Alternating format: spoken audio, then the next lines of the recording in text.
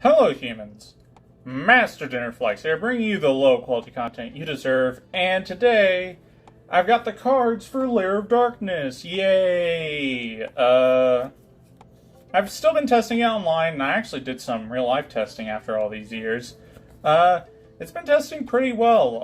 I think the only truly unwinnable game was against one vanilla, spriteless. And when I say vanilla, I don't mean normal. I mean plain Jane, cookie cutter. There's absolutely no innovations you made on this deck list. And I found that annoying because every other sprite list I've been able to fight back or just win against. And it's weird.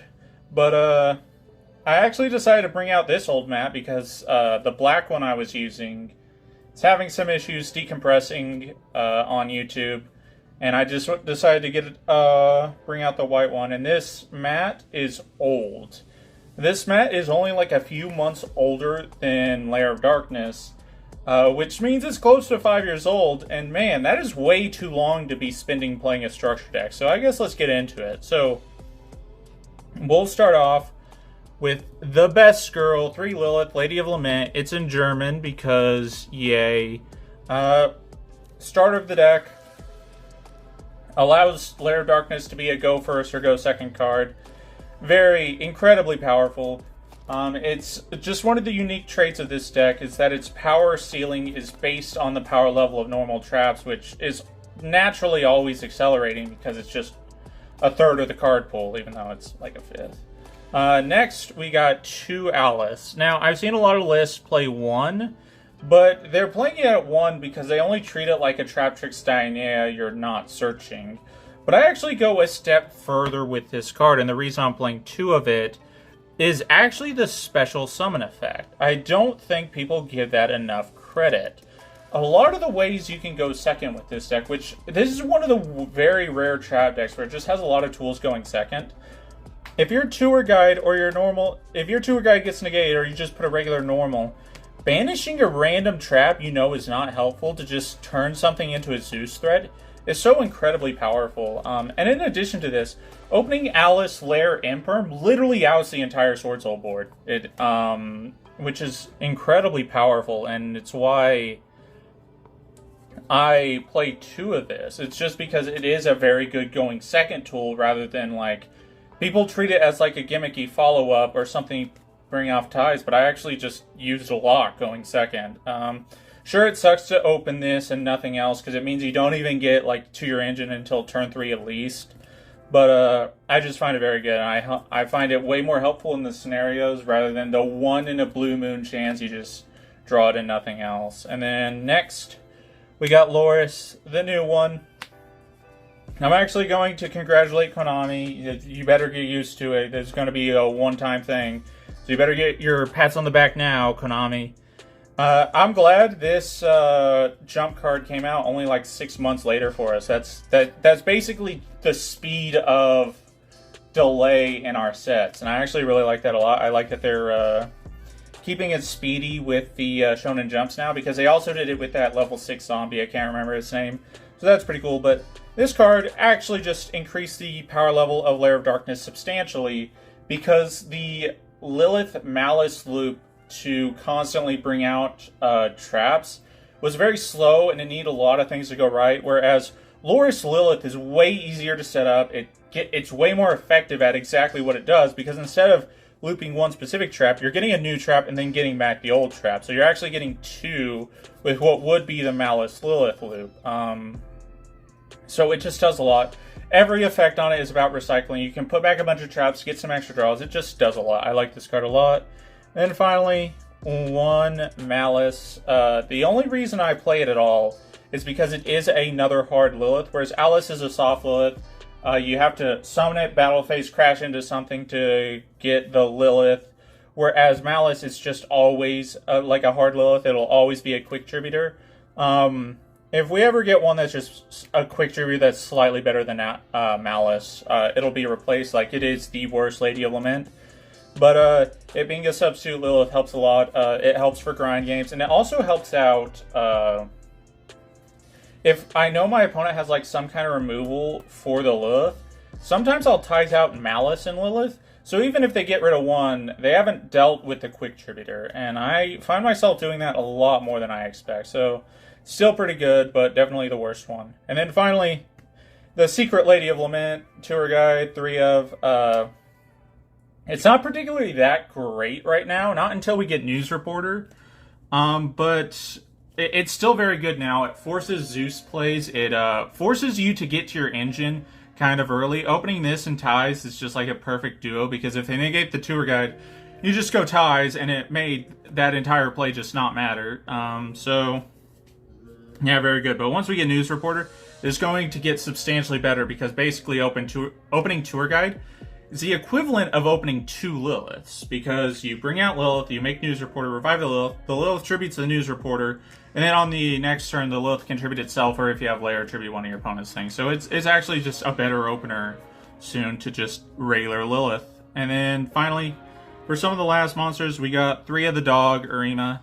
I like that its power ceiling keeps increasing. This card used to just hard suck. It was only ever really good at searching the field spell.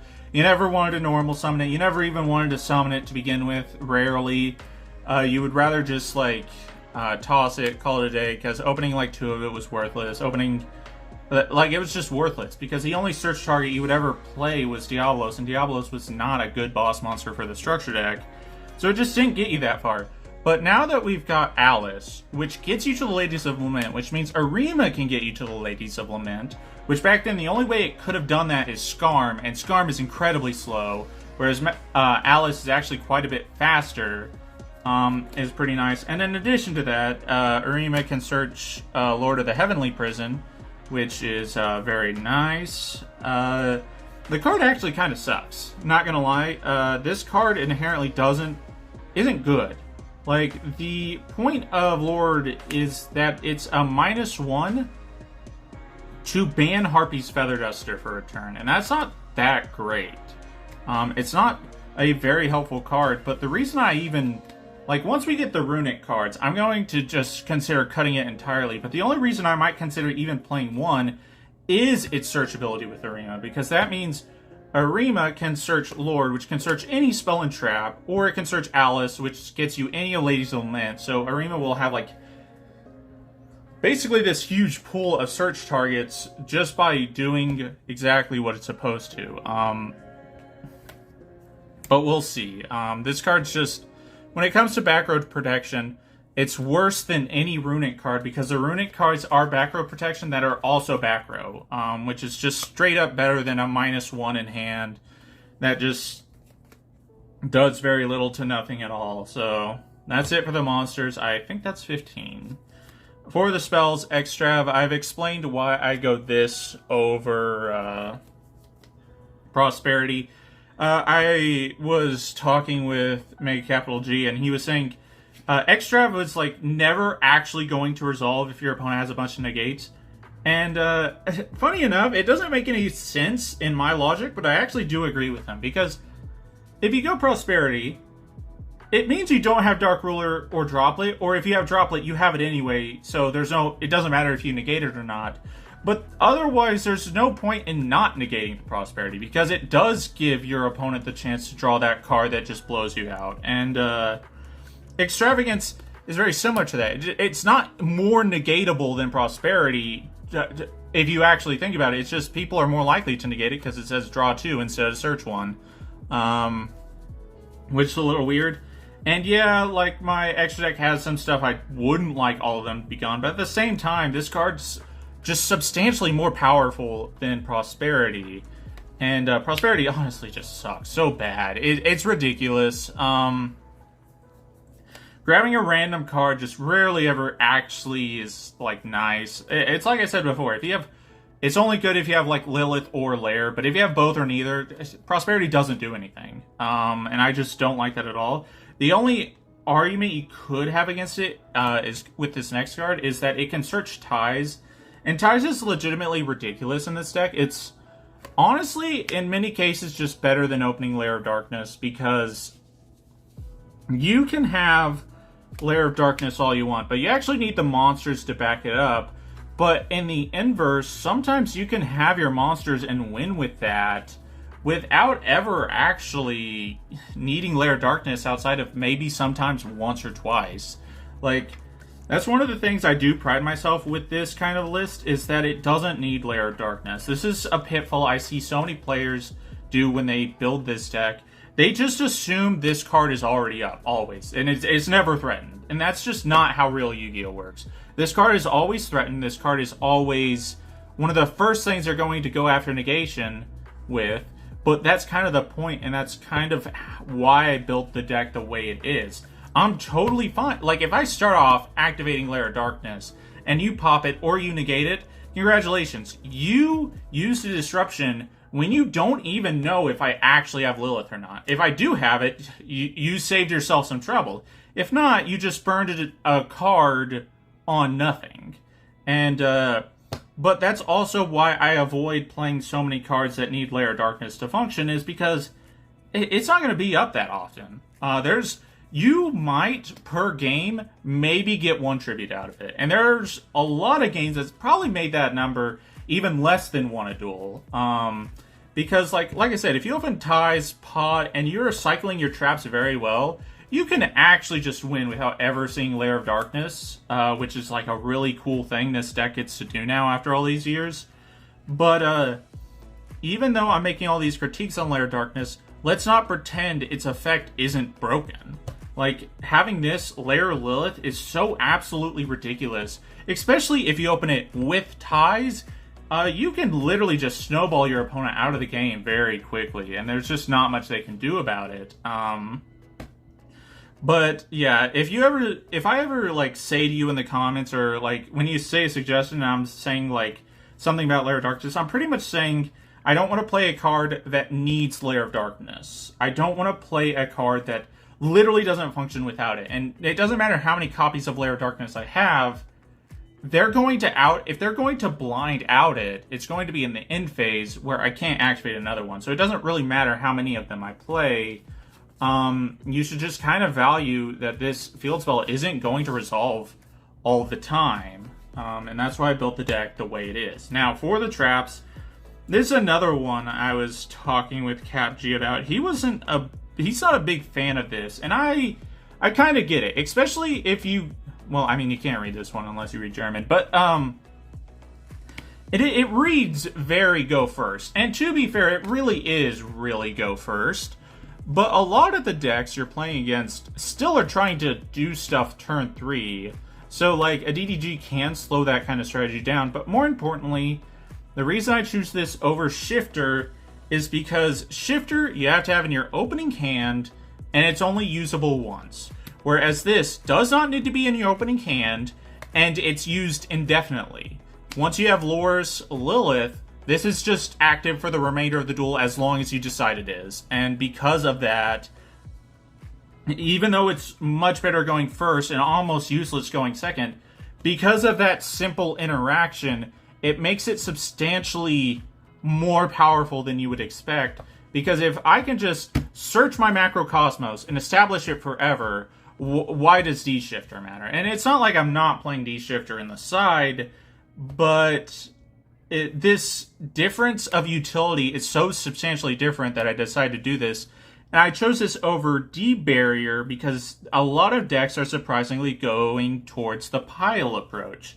Because they're not just, like, only XE or only Fusion. Like, there are some decks that do that, but, like, you can see a tier deck end on multiple things before they even go for their first Fusion. And while, yeah, the Fusions help a lot, they can sometimes just build something under D-Barrier.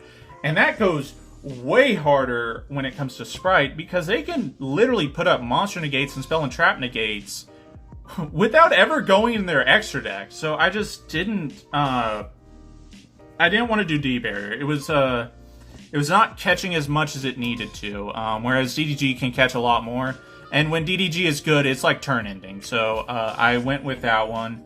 I'm not doing Sanctum because it has associated bricks, and I just don't want to deal with it. Next, we got, I'll show these both at the same time. 3 Punishment, 3 Terrors of Overroot. So, Punishment is nice. You know what it does. And Overroot is the new one. You target a card in their graveyard and on their field. Send the target on field to graveyard, and if you do, set the other from graveyard to field. It's really nice with this one, especially when you have DDG, because basically the monster doesn't get sent to the grave. It doesn't give them their card back, which is nice. But even in general, that's just such an insane effect. And it's actually, like, I want to discuss how these 6 are very efficient traps, because Punishment just got the ability to turn itself into a Jar of Greed after popping a monster. And this one takes the place of back row removal and, like, a graveyard attacker. So basically, what used to be, like, a heavy Stormduster 2 or 3, Ice Dragons 3, and Reckless Greed 3, what used to be 11 to 12 cards, you could now boil down to 6, because you no longer need a trap that's back row removal, you no longer need a trap that just attacks the graveyard, and you no longer need a trap that just lets you see your next cards, because these 6, like, do all these jobs now, and they don't have to do those jobs if you don't need them to, which makes them a lot more toolboxy, because you gotta remember, the traps in this deck act a lot more as a toolbox, because if you have a Lair Lilith, sometimes getting the trap doesn't even matter that much. The disruption was Lair Lilith. So, because of that, you kind of want your traps to be toolboxy for other situations, and these 6 taking so many new roles because of that, what would have been 11 to 12 is now 6, which means I don't have to play mediocre traps that wouldn't be good outside of that one specific scenario, which is very nice. Which is why I'm maxing out on both of these, because they fill the roles of multiple guards. Next, we got 3 Imperm. I don't like this card at all, truthfully. I think I would like Imperm more if there were more hand trap normal traps, truthfully. Yeah, evenly matched, but that's a go second card exclusively. But it's more the fact that because it's a trap you can put in your grave before you actually do anything, it gives Alice and Malice a lot more function. And yeah, you can Lilith set it in the exact column you want, which is nice. And like, there's some cool things you can do with it. And to be fair, it hits like the Morphtronic FTK if I ever run into it. But it is definitely mediocre, but I don't have any other monster negation besides it. So I guess it's begrudgingly the last cards in my deck, 38, 39, or 39, 40, 41. There's a 41 card deck. 2 Compulse, because it could actually be Ice Dragons if you wanted. It could be any other removal trap. But I chose Compulse because it allows Sky Prison to OTK way easier, which is nice. And yeah, that's basically it. I mean, it's Compulse. It allows your tour guide to dodge stuff. It allows your Alice to not only dodge stuff, but sometimes recycle itself. Like, they go Alice, try to negate with Failure, you bounce it, you get your Lady of Lament back, and you have the Alice for the following turn to just do it again. So this is pretty nice. You can even back to the front. Like, I've done this before. I've back to the front in Arima, bounced it with Compulse just to get a Lair of Darkness the following turn. So, like, Compulse has a lot of utility, and I just like a card like that. And 2 back to the front because it allows your engine to maintain itself for longer without ever seeing more than one monster, which is nice. And then finally, Trap Trick. So when you're at a 2 of a trap left in deck, or you're trying to get to a 2 of trap in general, it makes it a 3 of for Lilith. So it basically, no matter what, if you like reveal this, you're always getting Compulse if you want it. So that's it for the main deck. For the extra, the links, Beat Cop, Gloomy, Unicorn, probably the most cuttable one. I've never made it, and then Access Code. These are like the only real links I use. And then Leviair, I actually use legitimately all the time, so I would argue you could probably bump it up to 2 if you're scared of banishing it with Extrav, or if you're playing Prosperity. It's just good. It actually has some really cool utilities, because not only are you using DDG all the time, but game 2, I'll sometimes Shifter my opponent, and then the next turn, I'll, like, toss Arima. It gets banished, search Lair of Darkness. Normal Tour Guide, Special Lilith. The Lilith is negated, but when I detach for Leviair, it banishes the material under Shifter. So if I banish the Lilith, it actually becomes a valid target for Leviair, so I can summon it back, activate Lair, and get it for a trap. So you can actually do a lot of cool stuff with Leviair in this deck, especially if you're playing DDD and Shifter. Not to mention Crow is kind of all over the place. The DDD rank up package, it's a pretty good disruption if you only have Tour Guide and nothing else, and then it's also one of the best ways to get into Zeus in this deck because it's pretty much 2 use. Then the rest of the extra deck is just fusion. 3 ints for punishment, and then 2 Garura, I believe is how it's pronounced. And this is not only an ready super poly target, but it's also a punishment target, and it's what makes punishment be able to turn itself into a jar of greed. So it's pretty cool. Also really good super poly target. Also, while it's on field, it is a dark. So once you like tribute it for Lilith to get a trap, you also get a draw, which is pretty nice. And then finally, the last few super poly targets, Starving Venom and Dragos Stapelia. I don't know why I play Stapelia. I think it's just for branded because Tearlament actually just doesn't care about super poly that often. It's kind of weird, but one of their biggest fusions just cannot be used as material, and like the rest of them float. So there's just, you're not achieving a lot with it. And then for the side deck, Shifter, 2 Radion. It's the searchable kaiju in this deck, so pretty good. Token Collector, because you can search it with Alice. When it's destroyed by your opponent, aka running into them, or it getting blown up by an effect, or it's tributed, you don't search a Lady of Lament, you search a Fiend monster whose total stats is 2,000, which is exactly what Token Collector has. So it's pretty nice. We got 3 Super Poly. Yeah, that's about it. 3 evenly matched. It's also a trap, so you can do some really cool things with it, especially with Malice. And then for the last 3 cards, they're going first cards. 2 Deck Devi. This was suggested, and I'm not super stoked about it because there are not that many targets in your main deck. And like I said, I'm not the biggest fan of playing cards that need Lair of Darkness to work. But I feel like there's just enough targets to make it work. Yeah, Lilith is 2,000, but she's not 2,000 on normal. So you would like have to set her to use this, or she would have to be brought out with ties, and that's just kind of awkward. But regardless of that, it's still kind of insane. It hits a good portion of decks, which is pretty nice. And then finally, the last card is one I wish I would have shown in a video before, but it's actually really good. It's Still Swarm Sentinel. This was a lot better a while ago, but now it's like delegated to the side deck. But basically, for its effect, while it is in face-up attack position, level 5 or higher special summon monsters cannot activate their effects. So basically, last format, I decided to try this because you normal summon this against Sword Soul, none of their synchros do anything. You normal summon this against Branded, none of their fusions do anything. And it's not just like they're negated, they can't even activate. So they can't even Mirror Jade to try to get to a fusion that can help. They just can't do anything. So, it basically forces them into battle phase immediately, where you can just like blow them out with some trap cards. And it's really cool. You can bring it out with ties because it's a level 3 Dark Fiend, so you can do a lot with it.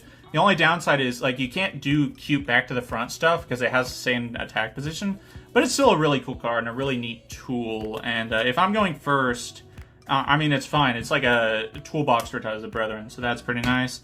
And then we tokens. But yep, that's about it. Thank you all for watching. Hopefully you enjoyed this video. Not much to say. This deck has been honestly playing pretty well for me.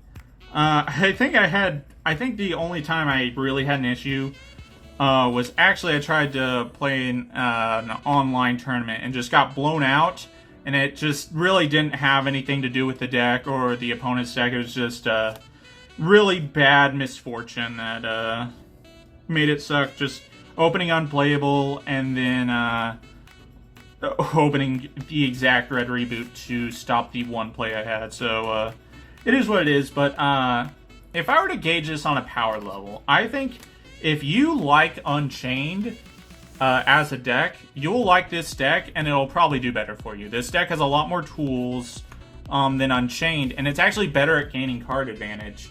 And while Unchained has a very unique form of interaction, so does this deck, and it has it in multiple different variations, where you contribute your opponent's stuff, or you just, any normal trap you'd ever want to play, you just have access to, and that's what makes it really interesting. So I think if you like these kind of control decks, I would definitely recommend this one, and I would say it's like a good off-brand rogue deck. I would maybe put it in the...